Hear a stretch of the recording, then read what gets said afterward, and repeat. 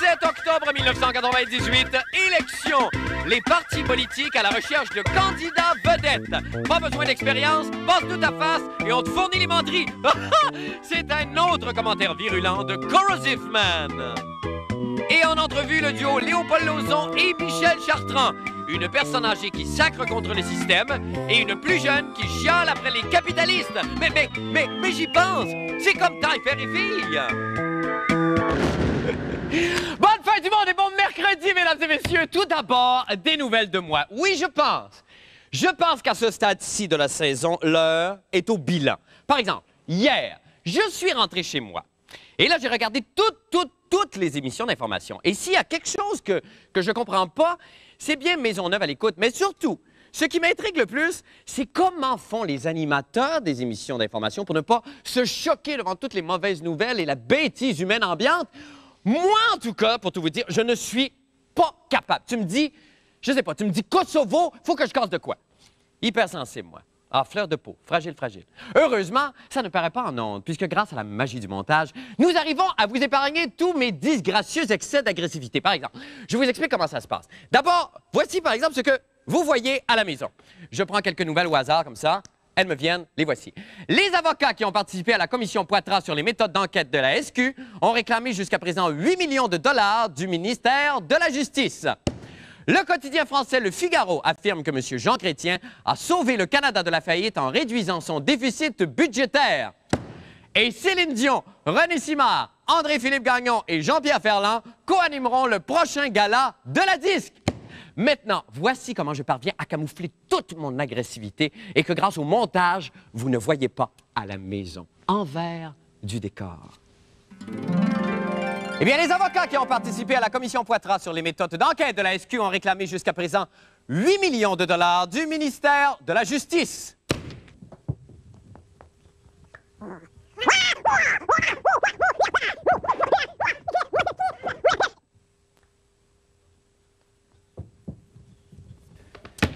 Le quotidien français Le Figaro affirme que M. Jean Chrétien a sauvé le Canada de la faillite en réduisant à néant son déficit budgétaire.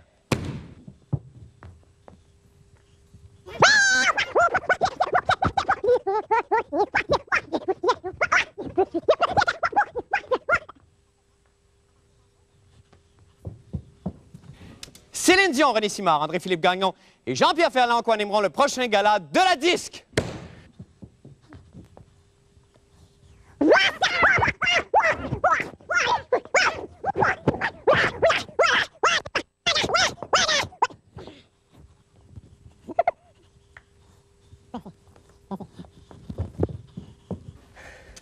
Oubliez Rizzo, c'est ici que vous apprenez les vrais mystères de la télévision avec Marc Labrèche, Master Taekwondo et entertainer. Oh! Quel raccord! Maintenant, pour les nouvelles de la fin du monde. Alors que ça sent fort les élections, on voit se poindre à l'horizon l'embryon d'une campagne de recrutement chez les partis politiques. Et qui sait que les politiciens rêvent de rallier à leur cause des vedettes? Ah non, mais c'est vrai, moi j'ai toujours cru que Martine Sinclair ferait un excellent ministre de l'Environnement. Non, mais sans blague, j'ai vu son jardin. Méchante rocaille. Non, mais si vous comprenez ce que je veux dire... Ça... Oh non, mais pas de la plate-bande, là. D'ailleurs, si vous comprenez ce que je veux dire, appelez-moi parce que ça m'intrigue infiniment. Donc, c'est vrai, n'empêche, quoi de mieux que du strass, des paillettes, des flashlights dans le toupette et une vague notoriété pour faire avaler n'importe quelle couleuvre aux électeurs. Alors que les grands stratèges épluchent les lundis et les éco-vedettes et que tout ce qui a un nom connu est sur un pied d'alerte, Jean-René Dufort, ma star d'un soir, est allé titiller les ambitions politiques de nos artistes. On écoute. Nous apprenions ce matin que le Parti libéral du Québec éprouve des difficultés à trouver des candidats vedettes, toujours soucieuse d'aider la fin du monde à fouiller dans le bottin de l'Union des artistes pour trouver quelques candidats. Elle ferait une excellente ministre à la jeunesse, Nancy Ferron. Malheureusement pas. Peut-être vedette un jour, là, mais libérale. Notre Bill Clinton à nous, Régent Tremblay. Je dirais que mon passé, moi là, je m'en sortirai jamais. Vous avez eu trop de maîtresse? Oui. Il a déjà ses frisous, Patrick Normand. Je pourrais me politiser assez facilement. Les pots de vin, tu dis combien? Pour stopper le déclin, Dorothée Berryman. Vous écoutez Vedette en direct avec Serge Bélair. Je fais un appel au peuple. S'il y a une vedette, quelqu'un du bottin UDA qui nous écoute, s'il vous plaît, téléphonez-nous. Tant qu'à prendre n'importe qui, Éric Rémy. Ça te tente pas parce qu'ils sont vraiment désespérés, là. Ben écoute, je les laisse continuer à être désespérés. De toute façon, c'est leur problème, c'est pas le mien. Evan Johannes. De toute façon, je suis dans le rouge déjà, là. Vous êtes habitué au pouvoir. Oui, Ça vous intéresse. évidemment. Le retour de Jean Lapierre. J'ai déjà parlé à Jean Charest. Et la seule raison pour laquelle je serais allé en politique, c'était s'il acceptait de promettre un métro de Montréal jusqu'aux eaux de Green Bay. OK. Il a refusé. Monsieur Dion. Monsieur Dion, le Parti libéral du Québec se cherche des candidats vedettes. On se demandait si ça vous intéressait de faire le saut. Place aux femmes avec Madame Lise Payette. Et je pense que vous êtes prête à faire de la politique. Bien, déjà, à la dernière élection, ils cherchaient un chef de parti. On m'avait approché, pas pour me demander d'être chef de parti, me demander si je connaissais une femme qui pouvait éventuellement répondre à l'appel qu'ils allaient faire. Ils n'en ont pas trouvé. La candidate de tous les sexes, Gilda. Vous avez tout fait dans la vie, je suis sûr que vous êtes prêt pour la politique. Oh, sûrement pas. J'irai dans les ordres avant. Et ma candidate préférée, France d'Amour. Non, je te l'ai dit, j'ai pas le temps. Faut que j'aille prendre ma douche, faut que j'aille faire dégeler mon congélateur. J'ai vraiment pas le temps. C'est vrai que j'ai beaucoup d'intérêt, là. Puis si j'avais pas tant de choses à faire, je le ferais. Même pas le comté de Saint-Jérôme, si on te promet ministre de l'Agriculture. Non, pas du tout. Et sachez que Jean-René Charest est toujours disponible. Hey, on est de retour avec Jean-René Charest. Jean-René, bonsoir. Jean-René Dufort. Jean-René Dufort, excusez-moi, parce que les deux personnages sont chevaux. Ouais, mais il y a des cheveux. Oui, c'est vrai. C'est pas le Auburn, je l'ai Merci. déjà dit ça. Il y a deux façons de recruter des membres éventuels ou même des candidats éventuels. Jean-René, quelles sont-elles? Oui, parce que des fois, ça fait peur aux vedettes. Il y a la façon difficile où il faut vendre des cartes du parti à ses amis, sa famille, son entourage, présenter des soirées d'investiture, essayer de se vendre des cartes, se faire... Bon, et ça, il y a c'est la le hard façon- way. Oui, et ça, il ne faut pas faire peur aux vedettes avec ça, parce qu'il y a une façon beaucoup plus simple, et la façon, c'est Jean Charest qui dit « Toi, je te choisis ». Parce que Jean Charest peut décider comme ça, il n'y a aucun problème. Ah, puis passer par-dessus la tête ouais, chercheuse non. qui va recruter pour lui, puis tout ça. Non, Pas je de comprends ça. niaisage d'investiture, de vente de cartes, là. Toi. Très je rapidement, te veux. Jean-René, vous, là, Oui. est-ce que ça vous choque qu'on aille chercher des vedettes comme ça, qui n'ont pas de passé politique, qui n'ont peut-être pas de vision?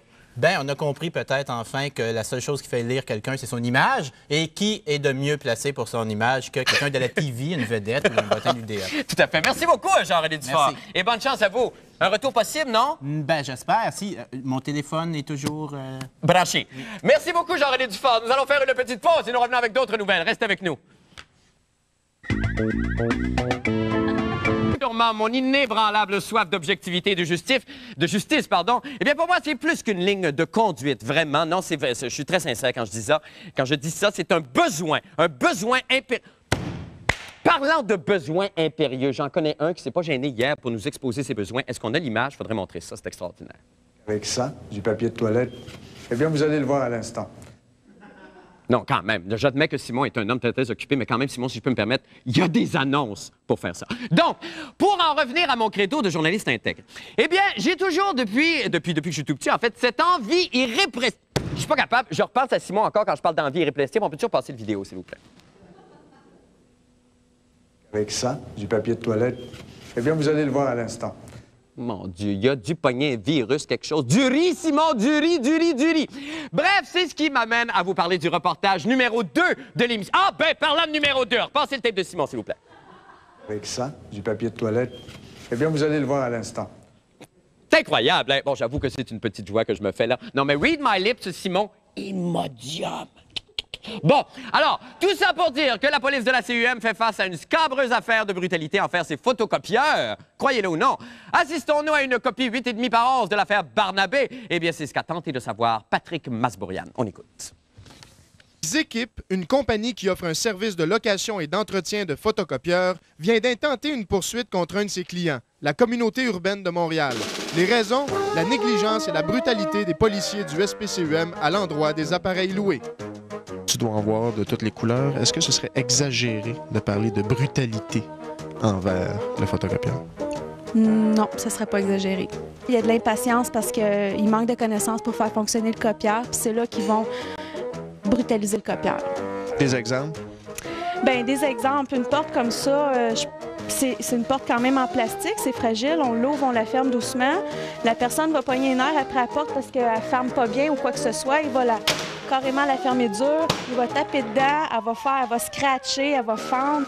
La poursuite déposée en cour supérieure fait état de vandalisme, coups de pied, attaque intentionnelle, bref, de brutalité excessive. Après les squeegees et les transsexuels, c'est maintenant au tour des photocopieurs d'être cochonnés, comme en fait foi cette reconstitution dramatique.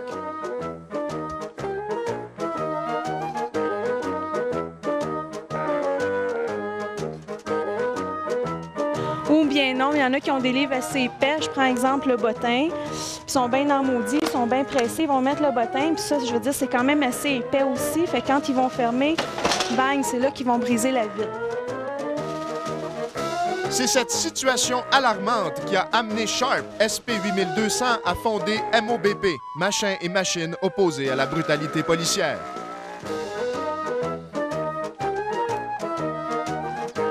SF 8200, vous êtes l'organisateur en chef de cette manifestation. J'aimerais savoir quelles sont vos revendications.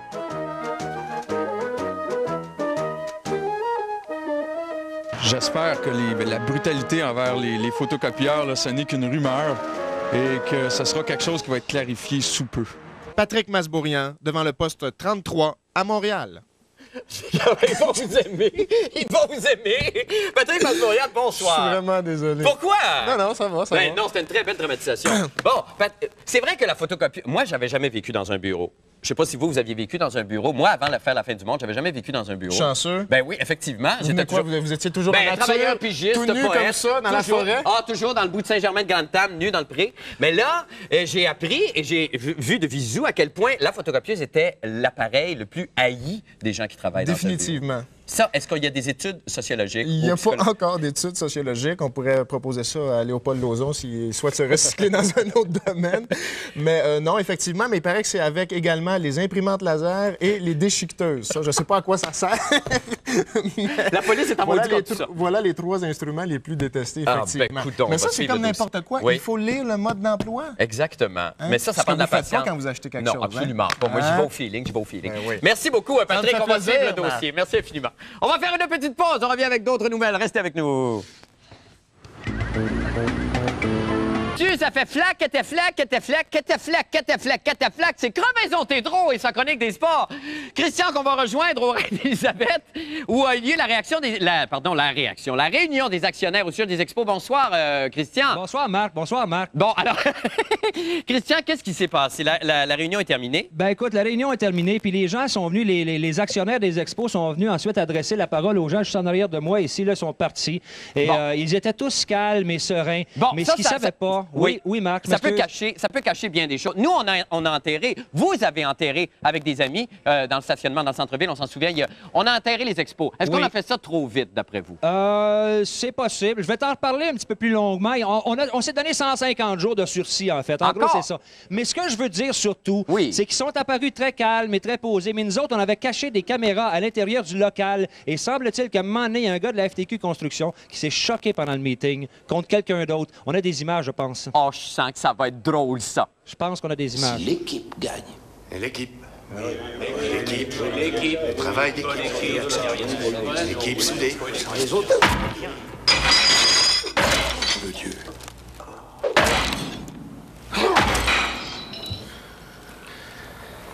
Ben, coudonc. On a attaqué les vrais problèmes de front. Oui.